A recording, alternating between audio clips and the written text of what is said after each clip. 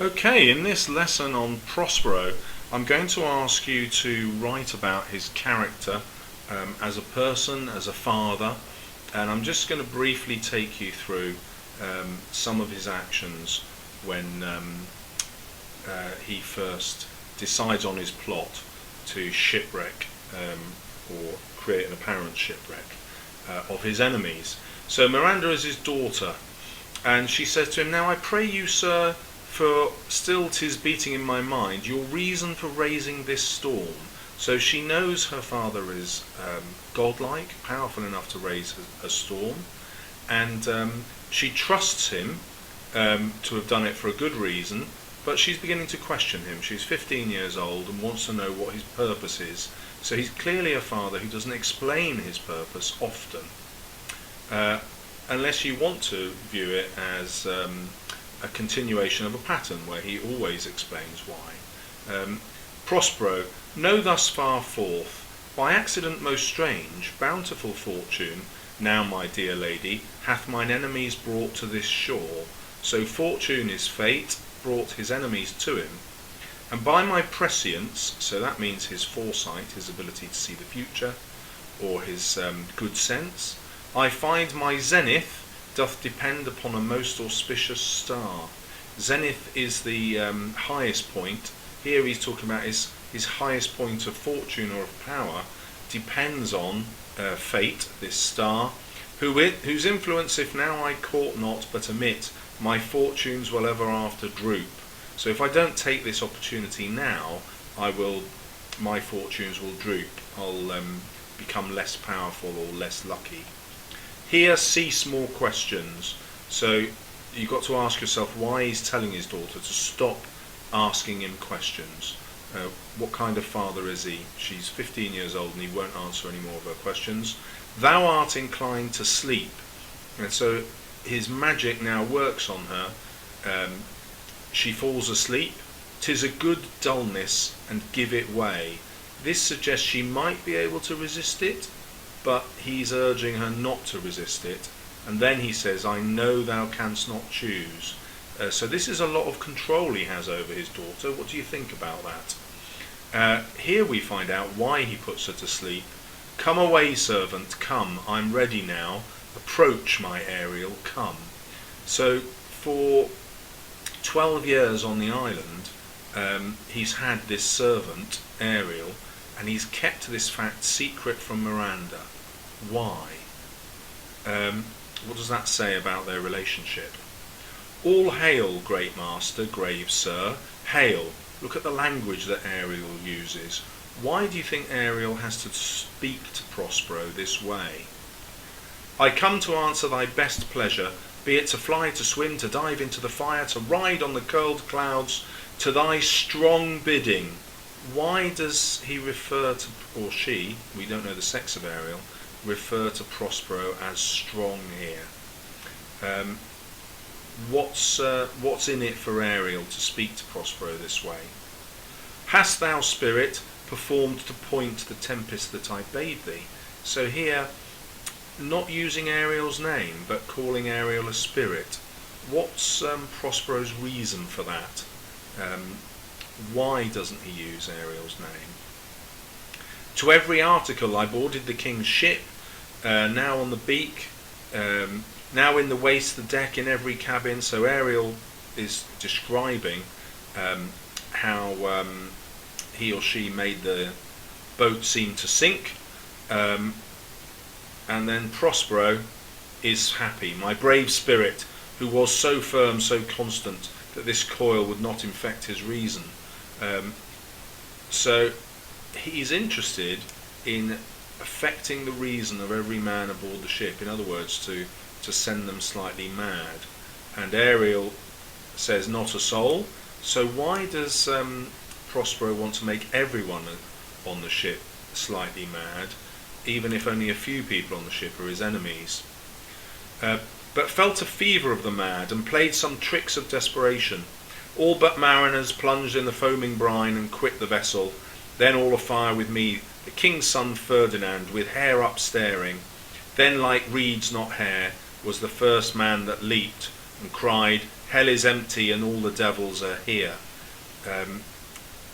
So he's made people think that they're actually going to hell on this ship.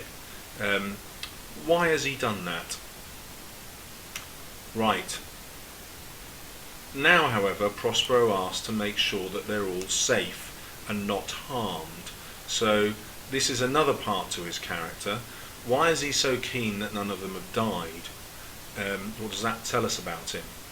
Ariel says, not a hair perished, so not even a hair on them has died. On their sustaining garments not a blemish, so their clothes are not even damaged by the storm, but they are even fresher than they were before they went in. So what's that telling us about what Prospero wants to happen and what kind of man he is, that he's had Ariel look after them so well once they thought they were going to die? Right, let's skip forward now. Prospero is now full of praise and uses Ariel's name. Ariel, thy charge, your mission, exactly is performed, but there's more work. What's the time of the day? It's past the mid-season, past 12.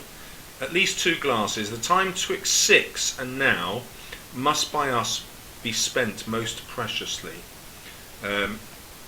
Interesting use of us here. Is Prospero now suggesting that they're a bit like equals? Why would he do that? It's not the way Ariel's been speaking to Prospero. And then Ariel sees an opportunity here, after having been called us.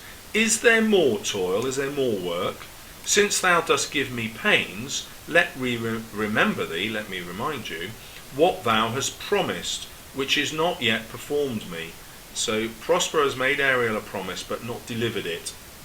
How now, Moody? What is it thou canst demand? So Prospero acts as though he doesn't remember this promise. My liberty. And so suddenly we see that Ariel has been kept a captive, is not a willing servant. Before the time be out, no more. Ariel is asking to be let go early, and Prospero says no. I've told you how long I'm keeping you as my servant, and that's final. What does that tell us about him? Ariel, I prithee, remember I have done thee worthy service, told thee no lies, made thee no mistakings, served without a grudge or grumblings. Thou didst promise to bait me a full year. So we now see that Ariel has served him brilliantly, and Prospero has promised to give Ariel a rebate of a year. In other words, a year off whatever they agreed Ariel was going to spend as a servant. Prospero ignores this. Dost thou forget from what a torment I did free thee? So, do you forget the torture that you were in when I freed you? Ariel says no. Yes, you did. Thou dost, says Prospero, and thinks it much to tread the ooze of the salt deep, to run upon the sharp wind of the north, to do me business in the veins of the earth when it is baked with frost. And this is interesting because Prospero is suggesting, oh, you think that's a lot of work, do you? As though it isn't. But when you look at what he's describing here, it actually suggests that Ariel has to do an awful lot. Go to the very bottom of the sea, follow the winds to the North Pole, go into the very veins of the earth, in the earth's crust, even when it's baked with frost. His own words make Ariel's task look very difficult, at the same time that he's saying to Ariel, how dare you grumble to me? What about, why should I make good on this promise to let you off a year early? So again, what does that tell us about Prospero? What do you think of him? Thou liest, malignant thing. Hast thou forgot the foul witch Sycorax? Look how he suddenly turns on Ariel. A malignant thing. Starts insulting quite viciously.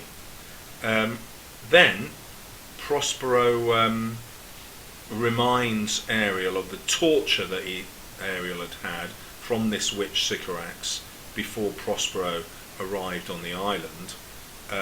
We'll skip all this because it's just telling us about what that torture was like, but the crucial thing was that Ariel was trapped in a tree, a cloven pine tree, for 12 years.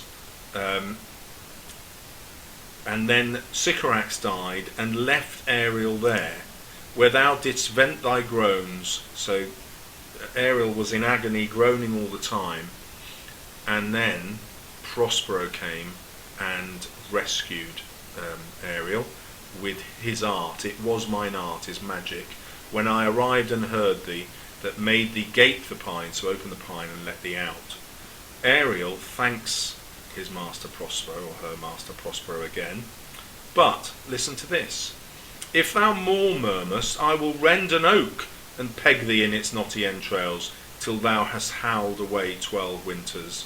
So Prospero is willing to put Ariel back in a worse prison, because an oak is more tightly packed wood than pine, and so simply for complaining, Prospero is going to threaten Ariel with going back into the tree.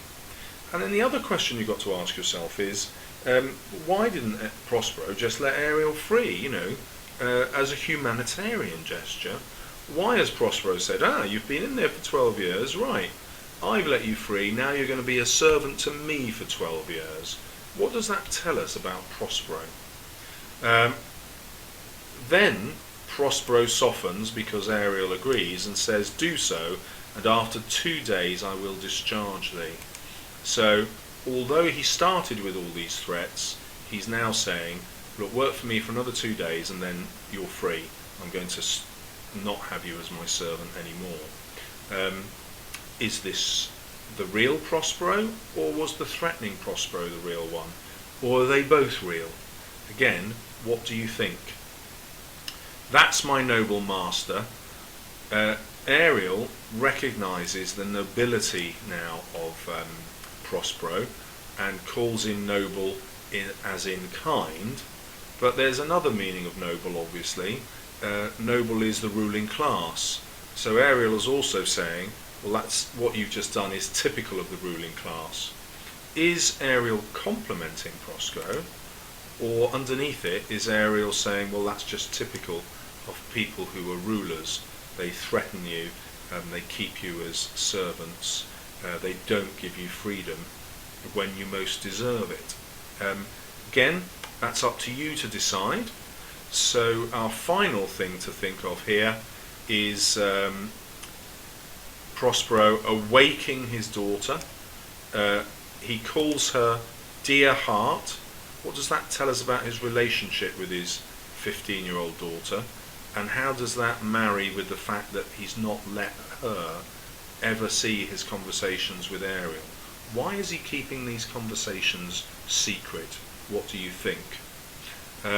So there you have it. Write using as many quotations as you can.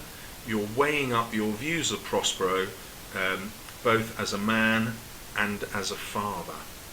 And I will mark this next lesson.